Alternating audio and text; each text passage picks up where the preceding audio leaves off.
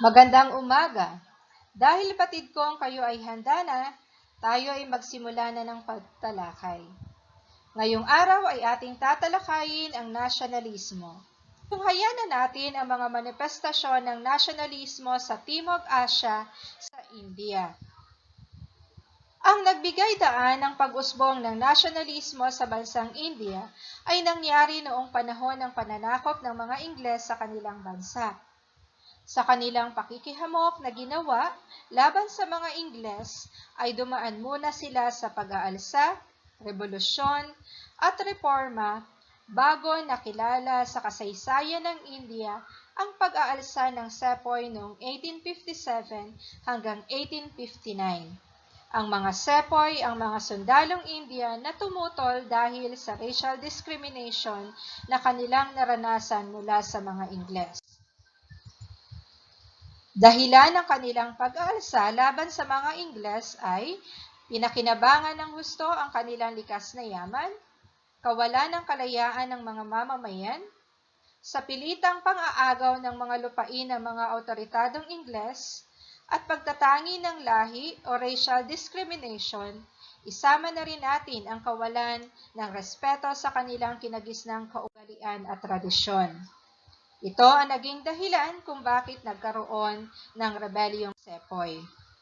Ang Rebelyong Sepoy ay pinagsanib na lakas at tapang ng mga Hindu at Muslim na pinangunahan ni Nana Sahib, Tantia Tapi at Rani Lakshmani ng Jhansi na kilala bilang mandirigmang prinsesa. Hindi nagtagumpay ang Rebelyong Sepoy dahil tinulungan ng mga Hindu collaborator, Sikh, Gurkha at katutubong prinsipe ang mga sundalong Ingles. Bukod sa mga pag-aalsa na pamamaraang ginamit sa pagsasakatuparan ng simulain ng mga Indian, ay gumamit din sila ng periodiko at pahayagan upang maipahayag ang kanilang mga opinyon, damdamin at mga adhikain ukol sa pananakop ng mga Ingles. Kabilang sa mga babasahing ito ay ang Hindu Patriot, Amrita Bazar, Patrika at Bengali na nalathala noong 1870. Kasama din dito ay ang passive resistance o non-violence. Batay sa isang reformistang Hindu na si Gopal Krishna, nakikita nila na ang India ay isang industrialisadong bansa, malaya sa panlipunang aspeto at may sariling pamahalaan na naging dahilan ng mga reformistang mamamahayag upang isulong na magkaroon ng sariling pamahalaan para labanan ang pamamahala ng mga Ingles. Sa makatwid, nakasalalay sa mga mamamahayag ang kalayaan ng India mula sa mga mananakop na Ingles. Kung magkakaroon sila ng sariling pamahalaan, para tuluyang makahiwalay sa pamamalakad ng mga Ingles. Noong 1907, nakamit nila ang kalayaan sa pamamagitan ng pagkakaroon ng mga reformang pampolitika. Noong taong 1909, nagkaroon naman ng indirektang paghawak ng mga posisyon ang mga Hindu sa Kongreso sa pamamagitan ng Indian Council Act. Subalit, naging dahilan ito ng pagkakaroon ng hidwaan sa pagitan ng mga Hindu at Muslim dahil natakot ang mga Muslim para sa kanilang katutubo at panrelihiyong kalinangan. Naitatag ang mga samahan para sa mga Muslim at mga Hindu. Ang mga samahang nabuo ng mga Hindu ay ang India National Congress na pinamunuan ni Alan Hume na ang pangunahing layunin ay makamtan ang kalayaan ng India. Samantalang ang samahan naman na nabuo ng mga Muslim ay ang Indian Muslim League na pinangunahan ni Muhammad Ali Jinnah na ang layunin ay magkaroon ng hiwalay na estado para sa mga Muslim. Isa sa mahalagang tao sa India na nanguna sa pagpapakita ng nasyonalismo ay si Mohandas Karamchand Gandhi. Sino siya? At ano ang mahalagang papel na kanyang ginampanan sa kasaysayan ng India sa nasyonalismo? Si Mohandas Karamchand Gandhi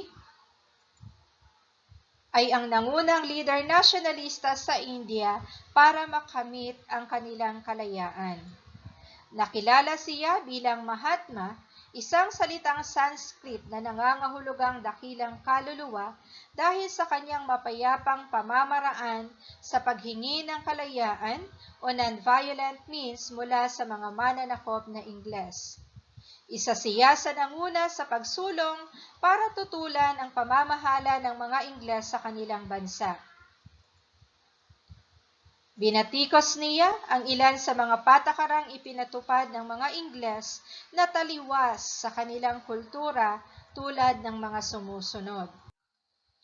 Female infanticide o pagpatay sa mga batang babae. Suti o sati ang pagpapatiwakal ng mga biyudang babae at pagsama sa libing ng namatay na asawa. Bukod dito, ipatupad din ang racial discrimination o pagtatangi ng lahi kung saan hindi pantay na pagtingin sa lahi ng mga Indian, kung saan iba ang pagtrato sa mga sundalong sepoy o mga sepoy. Isa pa ay ang Amritsar Massacre. Ito ay ang pamamaril ng mga sundalong English sa mga grupo ng mga Indian sa isang selebrasyong Hindu noong April 13, 1919. Mas tumindi pa ang pagpapakita ng nasyonalismo ng mga Indian dahil sa mga pangyayaring ito. Si Mohandas Gandhi ay naniniwala rin sa ahimsa o kawalang karahasan.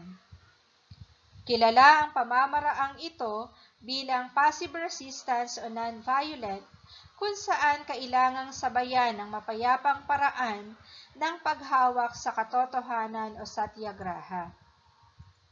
Ang satyagraha ay ang paglalabas ng katotohanan kasama ang pagdarasal, meditasyon at pag-aayuno. Ito'y paniniwalang Hindu na kung sila'y sasaktan ng mga mananakop, ang mga ito ay hindi patutulugin ng kanilang mga konsensya hanggang mapagtanto nila na ang kanilang mga ginawa ay mali at hindi mabuti. Ang pagpepenitensya at pag-aayuno ay ilan sa mga ginamit na paraan ni Mahatma Gandhi upang makatawag pansin ng mga dayuhan. Hinimok din niya ang mga taga-India na huwag tangkilikin ang mga telang produkto ng mga Ingles at nanawagan din siya ukol sa civil disobedience o hindi pagsunod sa pamahalaan na isa ring paraan para maparilisa ang kanilang maraming negosyo. Dahil sa mga pamamaraang ito, ay napapayag nila ang Britanya sa kanilang mga kahilingan. Nabigyan sila ng karapatan at kalayaan sa pamamahayag, lalong-lalo na ang magkaroon ng higit na partisipasyon sa pamahalaan.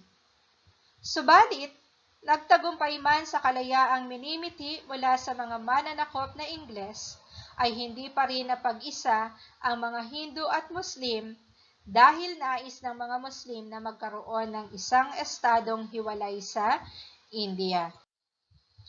Kaya sa pamumuno ni Muhammad Ali Jinnah, nakamit ng Pakistan noong August 14, 1947 ang kalayaan mula sa India.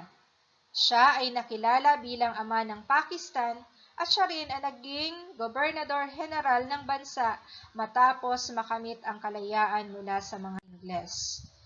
Ang India naman ay nagkamit ng kanilang kalayaan noong August 15, 1947 nang ideklara ng mga Ingles ang Republika ng India o Indian Republic. Lumaya sila sa pamumuno ni Jawaharlal Nehru na matalik na kaibigan at kapanalig ni Mohandas Gandhi. Siya ang naging unang punong ministro ng India. Ito ang naging kasaysayan ng pagpapakita ng nasyonalismo sa Timog Asya sa India. Dahil sa mga hakbang na ginawa ng mga Hindu at mga Muslim na humantong sa pagbubuwis ng mga buhay, ay nagkaroon sila ng kalayaan at ng pambansang pagkakakilanlan. Kaya bilang mga mag-aaral ay marapat lamang ninyong pahalagahan at mahalin ang ating bayan. Maraming salamat sa pakikinig at magkita tayong muli.